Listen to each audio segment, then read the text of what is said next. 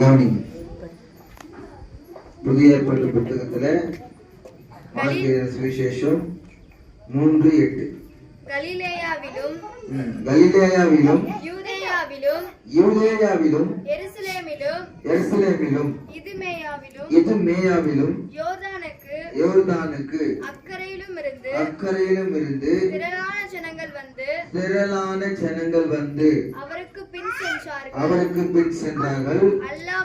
அல்லாமலும் தீரு சீதோன் பட்டணங்களின் திசைகளிலும் இருந்து திரளான ஜனங்கள் அவர் செய்த அற்புதங்களை குறித்து கேள்விப்பட்டு அவரிடத்தில் வந்தார்கள். அல்லேலூயா. இந்த இடத்துல நம்ம பார்க்கிறோம், இந்த கலிலேயா, யூதேயா, எருசலேம், இதுமேயா, இதெல்லாம் ஒரு பட்டணம். சரிங்களா? இந்த பட்டணத்திலிருந்து இந்த ஜனங்கள்லாம் எங்க வந்தாங்கன்னா ஏசப்பா கிட்ட வந்தாங்க. எதை பார்த்து வந்தாங்கன்னா, அவர் செய்த அற்புதங்களை குறித்து கேள்விப்பட்டு அவங்க என்ன பண்ணாங்களாம், ஏசப்பா கிட்ட வந்தாங்க.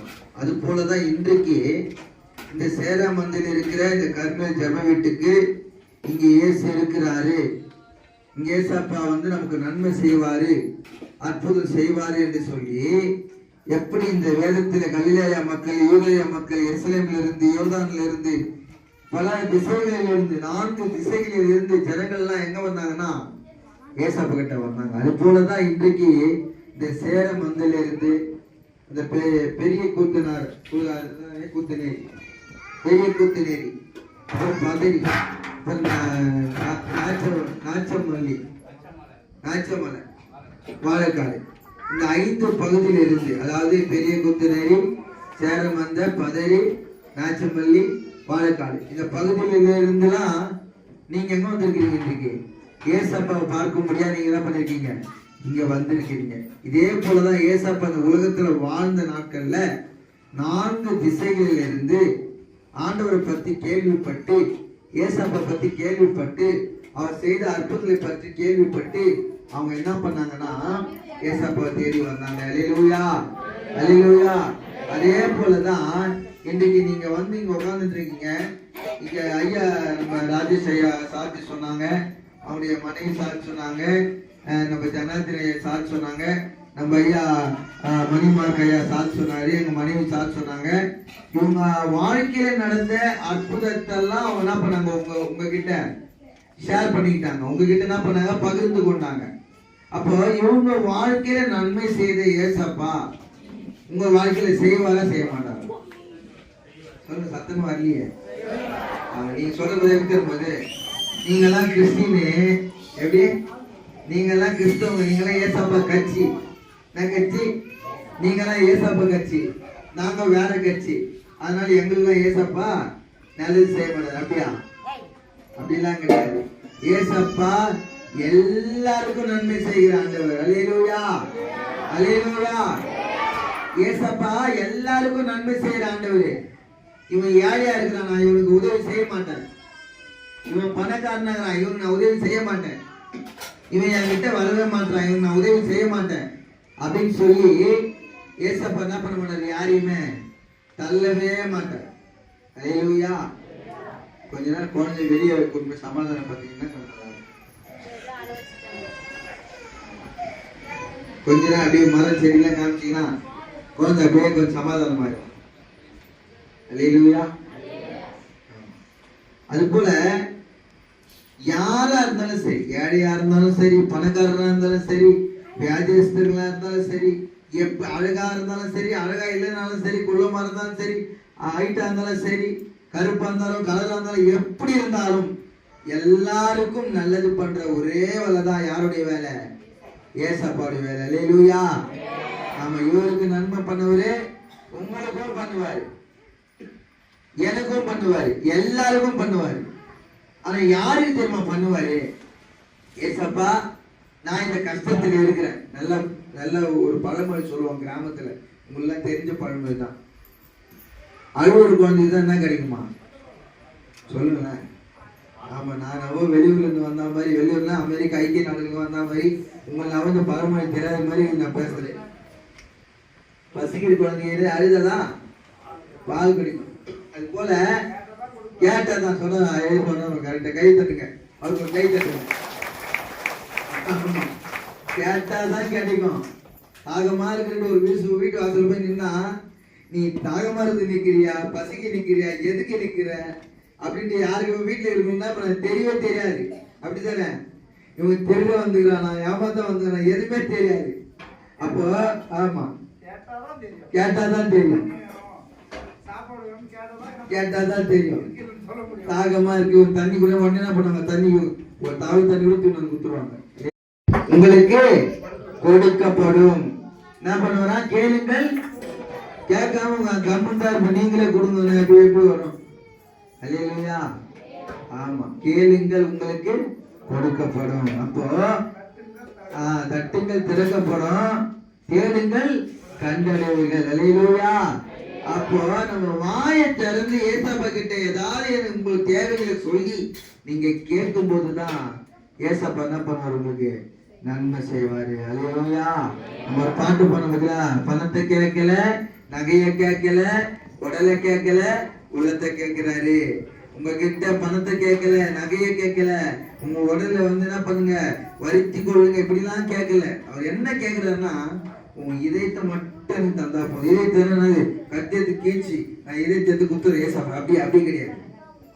இதயத்துல நீங்க என்ன பண்ணணும், ஏசப்பா என் இதயத்துக்குள்ள வாங்க, நான் எனக்கு தேவையான காரியங்கள் இது இருக்கு, எனக்கு செய்யுங்க. இதுதான் இது கேட்டாலே போதும். நான் சொல்ல புரியுதுங்களா? நீங்க எங்கேயும் மெனக்கெட்டு ஓடி ஓடி ஓடி எங்கேயும் அலைய வேணாம். நீங்க எங்க இருக்கீங்க, உங்க வீட்டுல ஒரு துக்கமா உடனே ஒண்ணும் இல்லை. யாருக்கெல்லாம் ஸ்கூல் படிக்கும் போது முட்டி போட்டு பழக டீச்சர் சொல்லுவாங்க, ஒழுங்கா படிக்கிற அடம் பண்ண போய் முட்டி போடுங்க. யார் சொல்லு, எத்தனை பேர் முட்டி போட்டு ஸ்கூல் படிக்கும் போது 1ஆம் கிளாஸ் 2ஆம் கிளாஸ் 3ஆம் கிளாஸ் முட்டி போடுற பழக்கம் இருக்குதா இல்லையா? ஸ்கூல்ல டீச்சர் சொல்லியிருக்காங்களா இல்லையா? ஆமா, அது மாதிரி ஒரு 2 செகண்ட் போட்டு முட்டி போட்டு 2 செகண்ட் போடும். உங்க மகளுக்கு திருமணம் ஆகலையா, உடனே ஒரு முட்டி போடுங்க, கண்ணம் போடுங்க. ஏசப்பா என் பொண்ணுக்கு திருமணம் ஆகல, நீங்க தான் ஒரு நல்ல வாழ்க்கையை கொடுக்கணும் அப்படின்னு கேளுங்களேன், ஒரு அற்புதத்தை பார்ப்பீங்க. ஆமா, உடனே ஜெபத்தை கேட்கிறவர். அவருக்கு ஒரு பேர் இருக்குது, ஏசப்பாக்கு ஒரு பேர் இருக்குதான், எனக்கு ஒரு பேர் இருக்குது. ஆமா, நான் ஒரு காரியம் சொல்றதுனால கவனிங்க. எங்க பேர் வீட்டுல பிறந்தவங்க வினோத் அப்படின்னு ஒரு பேர் வச்சாங்க. நல்ல அழகான பேர், ரொம்ப பிடிச்சது. ஸ்கூல்ல சேர்த்துட்டாங்க. எங்க அப்பா ஒரு கட்சியில டிஎம் சண்டை போட்டு ஸ்கூல்ல போயிட்டு தமிழ் மாறன் மாத்து பேரு சண்டை போடுறாரு. தமிழ் மாறன் மாத்து. எங்க அக்கா ஒருத்தவங்க தமிழ் அரசி, எங்க அண்ணன் தமிழ் செல்வம், இன்னொரு அண்ணன் தமிழ் வாணன், தமிழ் மாறன், எல்லாம் தமிழ்ல கேட்டா டிஎம் காவன். அல்லேலூயா. என் பேர் வினோத் தான் பிடிக்கும். அது போல ஒரு மனுஷனுக்கு எத்தனை பேர் இருக்கும், அது போல ஏசப்பாவுக்கு ஒரு அருமையான பேரு. நான் பேருன்னா அவருக்கு பேரு ஜெபத்தை கேட்கிறவர். அல்லேலூயா, அல்லேலூயா.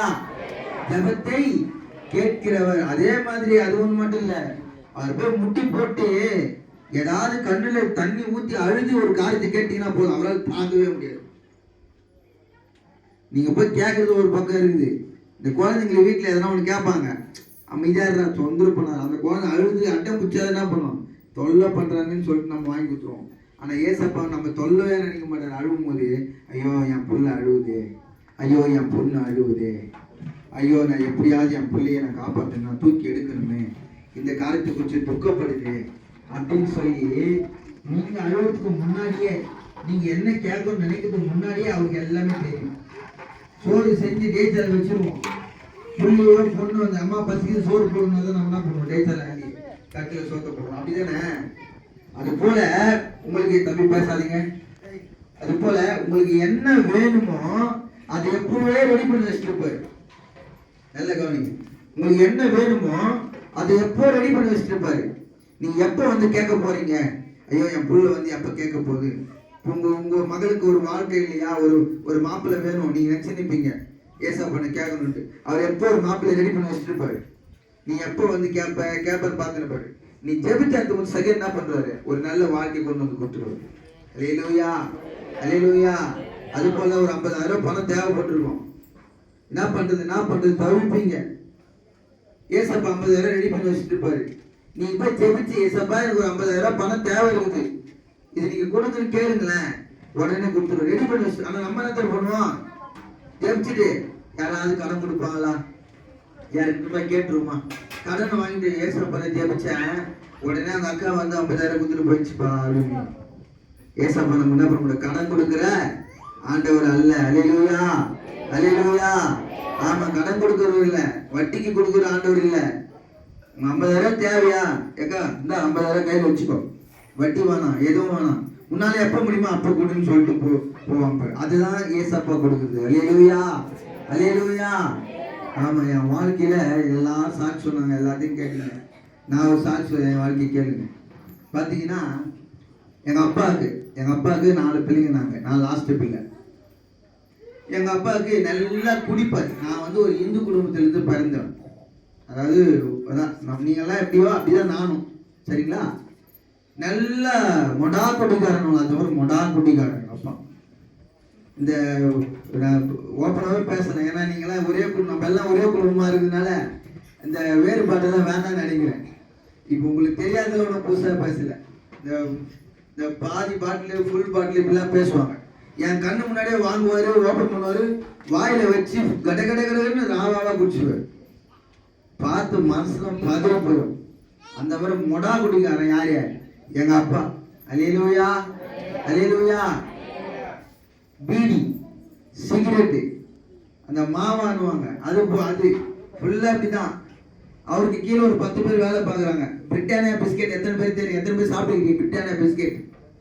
ஆமா, பிரிட்டானியா பிஸ்கெட் தெரியல. இப்போ இங்கே சன்ஃபிஷ் பிஸ்கெட்லாம் விற்கும்ல, அதெல்லாம் ஒரு ஜமான் ஒரு அந்த ஊரில் போய் அங்கே போய் சாப்பிட்றீங்களா, அந்த மாதிரி பிஸ்கெட்டு பிரிட்டானியா பிஸ்கெட்டுக்கு ரொம்ப ஃபேமஸான பிஸ்கெட். மில்கி பிஸ்கெட்லாம் பார்க்குறீங்களா, மில்கி பிஸ்கெட் தெரியும்ல, அந்த மில்கி பிஸ்கெட் வந்து பிரிட்டானியா கம்பெனி தான் அது, சரிங்களா? அந்த கம்பெனியில் எங்கள் அப்பா வேலை பார்த்தாரு. அவருக்கு கீழே ஒரு 10 பேர், நல்ல வருமானம். 100 ரூபா தான் வீட்டுக்கு தருவார், மீதி காசு ஃபுல்லாக குடிப்பார். நண்பர்கள் கூட சேர்ந்து ஃபுல்லாக குடித்தான். தினமும் வீட்டில் நான்வெஜ் தான். பிள்ளைங்களுக்கு ஒன்றும் சேர்த்து வைக்கல, எந்த பிள்ளைங்களும் கல்யாணம் காட்சி பண்ணல. ஆமாம், கறி, மீன், நண்டு, இறா வகை வகையாக இருக்கும்.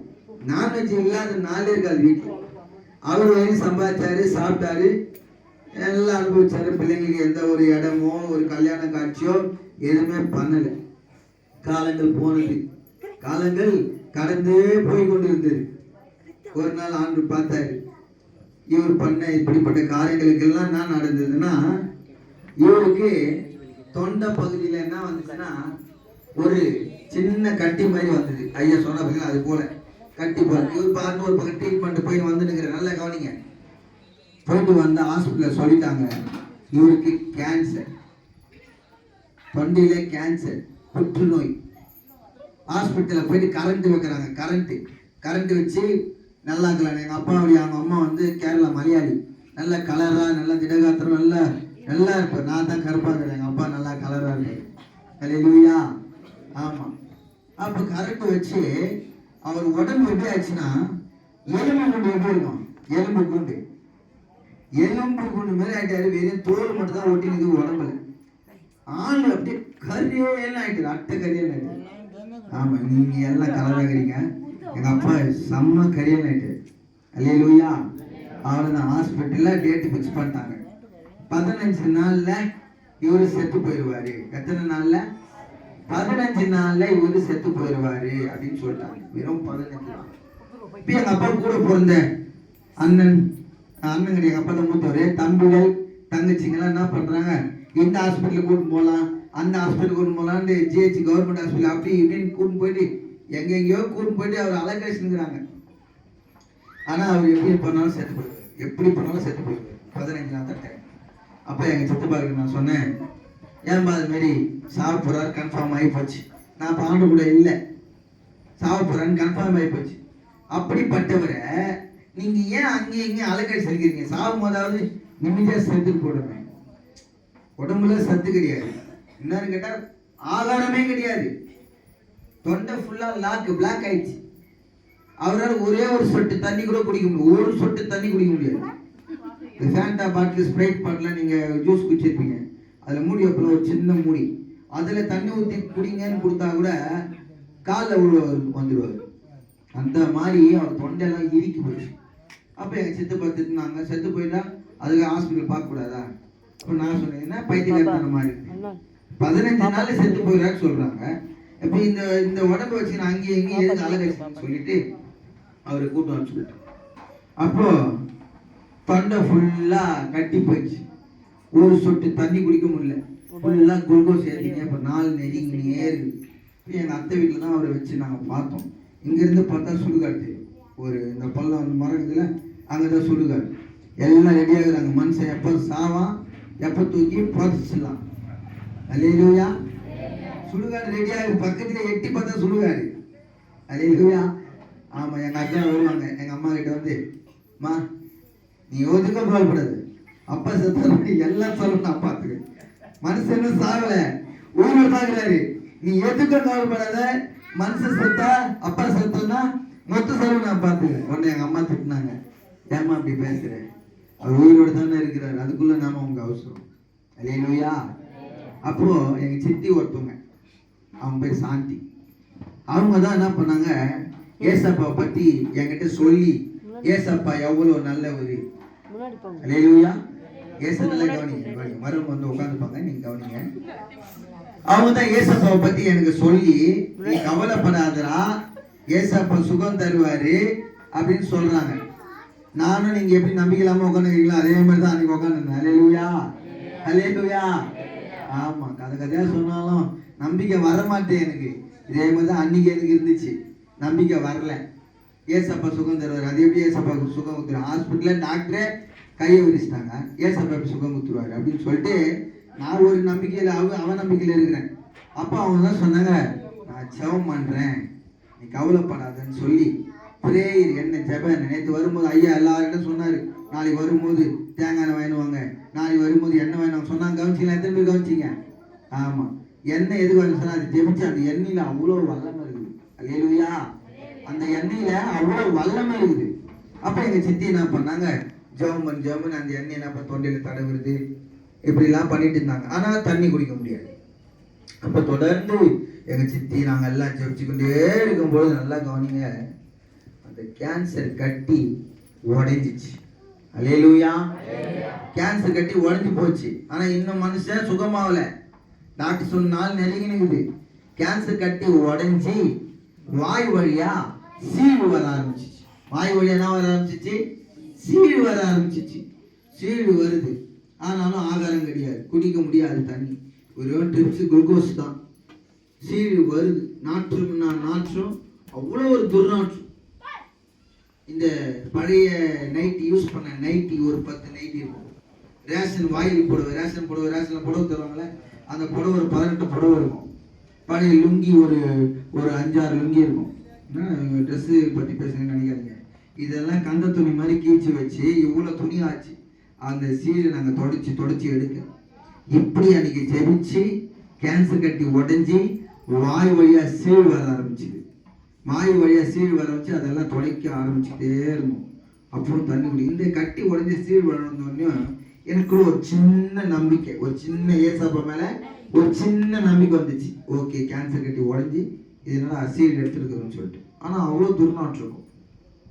அதுக்கு பிற்பாடு ஒரு ஊழியக்காரர் வந்தார், வந்து ஜெபம் பண்ணிட்டு வந்தார். அவர் வந்து டம்ளரில் தண்ணி எடுத்து, நல்லா கவனிங்க, முக்கியமான விஷயம், ஸ்ப்ரைட் அந்த பாட்டிலோட மூடியில் கூட இவ்வளோண்டு தண்ணி கூட குடிக்க முடியாது. என் காலில் ஒரு பெத்த பிள்ளையோட காலில் விழுந்து வர்றாரு. எதுக்கு? நான் குடிக்க மாட்டேன், என்னால் முடியல, தொண்டை எரியுது, வேணாம் அப்படின்ட்டு. அந்த ஊழியக்காரர், அந்த பாஸ்டர் வந்து, அந்த ஐயா வந்து ஜெபம் பண்ணி ஒரு டம்ளர் தண்ணி வாங்கி ஜெப எண்ணெயை ஊற்றி, பிரேயர் தேங்காய் எண்ணெய் ஊற்றி கையை வச்சு பிரார்த்தனை பண்ணி கொடுத்தார். இல்லை என்ன நீ குடிச்சாதான் இங்கே போவேன்ட்டார். அவர் அதை வாங்கினாரு. கடை ஒரு பாதி டம்ளர் தண்ணி குடிச்சார். அல்லேலூயா. ஒரு சொட்டு தண்ணி குடிக்க முடியாத என்னுடைய தகப்பன் ஒரு டம்ளர்ல பாதி தண்ணி குடிச்சார். எனக்கு எப்படி நம்பிக்கை வராம இருக்குமா? கிட்டத்தட்ட 20 நாள் ஹாஸ்பிட்டல் அழகாச்சு, வீட்டில் தூக்கி அதை போட்டு ஒரு சொட்டு தண்ணி நம்ம மனுஷன் பத்துனுக்கிற சாப்பிட்ற நிலைமையில சுடுகாட்டில் தூக்கி புதைக்கிறதுக்கு ரெடி ஆகுறாங்க. சொல்லுங்களேன். நம்பிக்கை வருமா வராம இருக்குமா? நம்பிக்கை வந்துச்சு. அவள் தூங்கி போய் சர்ச்சுக்கு தியானமும் நைட் ப்ரேயருக்கு, பௌர்ணமி ஜபத்துக்கு, இரவு ஜபத்துக்கு, ஞாயிற்றுக்கு மொத்தத்துக்கும் தூங்கி போயிருக்கிறேன். எல்லாத்துக்கும் தூங்கி போயிருக்கிறேன்.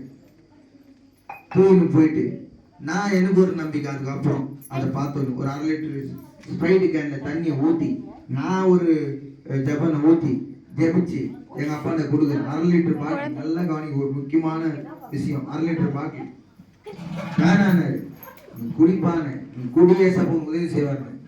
ஸ்ப்ரைட் பாட்டில் எடுத்து வாயில வச்சிருந்தான். 1/2 லிட்டர் பாட்டில் வாயில வச்சிருந்தான். கட கட கட கடன்னு குடிச்சிட்டு அந்த 1/2 லிட்டர் பாட்டில் தூக்கி போட்டாரு. அல்லேலூயா.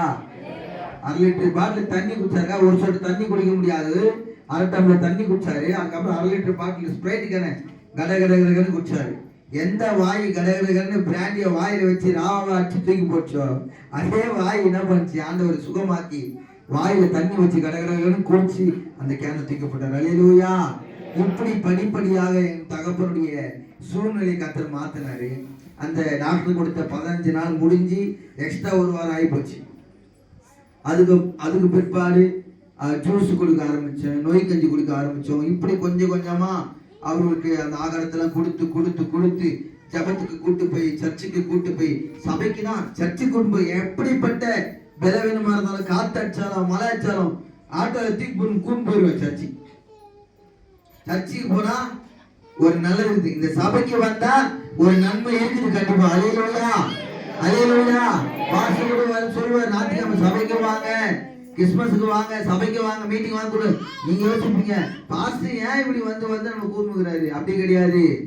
அவர் பெற்ற நன்மையை நீங்களும் பெற்றுக்கொள்ளணும் அப்படின்னு அவர் விரும்புறதுனால தான் சபைக்கு வாங்க, வாங்கம்மா வாங்கம்மான்னு சொல்லி கூப்பிட்டுக்கிறாரு. அல்லேலூயா.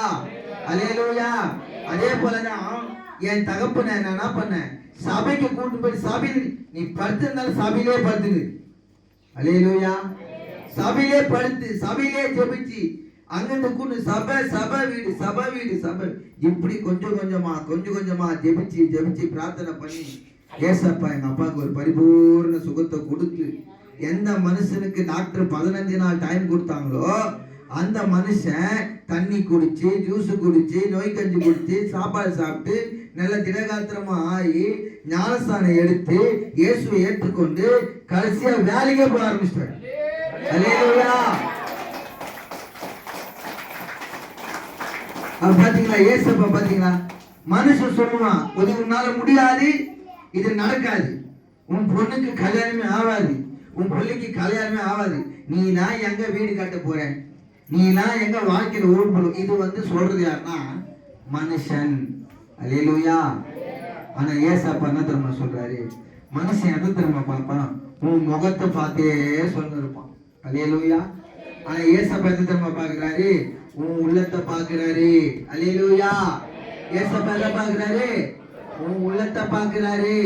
அப்போ வேலைக்கு போக ஆரம்பிச்சு நான் இருந்த அந்த சென்னை பகுதியில ரெடிஸ் என்ற ஒரு பட்டணத்துல இருக்கிறோம். சென்னை பட்டணத்துல ரெடிஸ் என்ற பகுதியில அந்த புத்தூர் என்ற ஒரு ஊருக்குள்ள இருக்கிறோம். அங்க பாத்தீங்கன்னா அந்த கிராமமே எங்க அப்பாவை பார்த்து அநேக சாட்சியா இருந்தாங்க. அதை பார்த்து எங்க அத்தை, எங்க கூட பிறந்தவங்களாம், எங்க அப்பா கூட பிறந்தவங்களாம் ஆண்டவர் இயேசு அப்பாவை மனசார ஏற்றுக்கொண்டாங்க. அல்லேலூயா. அல்லேலூயா. இப்படி கர்த்தர் என் வாழ்க்கையில நன்மையை செஞ்சு அப்படிதான் உலக வாழ்க்கையில் ஐயா சொன்னார். இப்ப நான் பிறகு பசங்க கூட சேர்ந்து ஜாலியா சுத்தி இருந்த அனுபவத்தை நானும் இருந்தேன். ஆனா இந்த நன்மையை பார்த்ததுக்கு அப்புறம் என்னால ஏசப்பாவை விட முடியல, அவரை தேடாம இருக்கவே முடியல. அல்லேலூயா. அதுக்கப்புறம் பிடிச்சேன் ஏசப்பா புடிய பாதத்தை பிடிச்சேன். அன்னில இருந்து இன்னிய வரைக்கும் ஏசப்பாவுடைய பாதத்தை விடவே இல்லை. அன்னைக்கு ஜெயம் கொடுத்த ஆண்டவர் இது வரைக்கும் என் வாழ்க்கையில ஒரு குறைவின்றி எல்லாவற்றையும் கர்த்தர் நன்மையாய் செய்து முடித்தார். அல்லேலூயா. அல்லேலூயா. என் திருமணத்தை கர்த்தர் நேர்த்தே நடத்தி கொடுத்தாங்க. அதுக்கு பிறகு எனக்கு நல்ல ஒரு அழகான மகளை கர்த்தர் கொடுத்தாரு. அது மாத்திரமல்ல, சொந்த இடம் எங்க அப்பா வாங்கி வைக்கல, சொந்த வீடு வாங்கி வைக்கல. என் பிள்ளை எங்க மனைவியோட வயிற்றுல இருக்கும்போது நடக்க வச்சே ஹாஸ்பிட்டல் கூப்பிட்டு நடக்க வச்சே கொண்டு வருவேன். இன்னைக்கு பார்த்தீங்கன்னா ஒரு 4 பைக்கு கிட்ட இருக்குது. சொந்தமா 51 ஆபீஸ் போட்டு என்கிட்ட பிள்ளைங்க வேலை செய்யறாங்க. அவங்களுக்கு நான் சம்பளம் கொடுக்கறது. இப்போ நான் வந்தாலும் அவங்க வேலை ஆட்டோமேட்டிக்காக நடந்துக்கிட்டே இருக்கு. அல்லேலூயா அல்லேலூயா. 2 வருஷம் வாடகை வீட்டில் இருந்தேன். அப்போ ஜெபிச்சுனே இருக்கிறேன், ஆண்டவரே. ஆண்டவர் சொன்னார், நான் உனக்கு ஒரு சொந்த வீட்டை தருவேன். அல்லேலூயா. ஆமாம், சொன்னால் செஞ்சிடுவேன். அல்லேலூயா. இப்போ எனக்கு எங்கள் மனைவிக்கும் என்ன இதுன்னா, ஏசப்பா சொல்கிறாரு, உனக்கு சொந்த வீடு தருவேன். நான் இருந்தது வாடகை வீட்டில். இப்போ நாங்கள் ஜெபம் பண்ணுவோம், குடும்ப ஜெபம் பண்ணுவோம் வீட்டில். எழுதி வச்சு, ஆண்டவரே வீடு தருவேன், நீங்களே தாங்க, வீடு தருவேன் தாங்க. எங்களோட பழக்கம் என்னன்னா, இப்போ இன்னைக்கு நாங்கள் வந்து நிற்கிறது வந்து இது சாதாரணமாக வந்து நிற்கல. உங்களுக்காக தான் நாங்கள் ஜெபம் பண்ணியிருக்கோம். எப்படின்னா, உங்கள் பேர் தெரியாது, உங்கள் ஊர் தெரியாது, ஆனால் எப்படி திரும்ப ஜெபம் பண்ணுவோம் குடும்ப ஜெபத்தில். ஆண்டவரே மலைவாழ் பகுதியில் வாழ்கிற மலைவாழ் பகுதி மக்களை தொடுங்க, ரசிங்க, அவங்கள பாதுகாத்துக் கொள்ளுங்க. ஏன்னா உங்கள் ஊர் பேர் தெரியாது, பேர் தெரியாது. ஆனால் நீங்களாம் எங்கே வாழ்ந்து கொண்டு இருக்கிறீங்க சொல்லுங்களேன். எல்லாம் அப்படி போகிறீங்க, எங்க வாழ்ந்துட்டு தெரியலையா? மலை மேலே வாழ்ந்துட்டு இருக்கீங்க. எங்களை காட்டிலும் கர்த்தர் உங்களை உயரத்தில் கொண்டு வந்து வச்சிருக்கிறாரு. அல்லேலூயா. ஆமா, நீங்களே எங்க இருக்கீங்க? எங்களை காட்டிலும் சொல்லவே மாட்டீங்களே. என் தமிழ் புரியுதா இல்லையா? புரியுதா? நான் பேச தமிழ் புரியுதா உங்களுக்கு? ஆமா, எங்களை காட்டி நாங்க தான் உங்களுக்கு கீழே இருக்கிறோம், நீங்களாம் எங்களுக்கு மேல இருக்கிறீங்க. அல்லேலூயா. மலைக்கு மேல இருக்கு, நாங்களாம் கீழே இருந்து. நேற்று ஐயா காமிக்கிறாரு, நேற்று 15 போயிட்டு வந்தோம், அங்கிருந்து காமிக்கிறாரு ஐயா, நம்ம போக வேண்டிய தான். திரும்பி பார்த்தா இப்படி இருக்குது.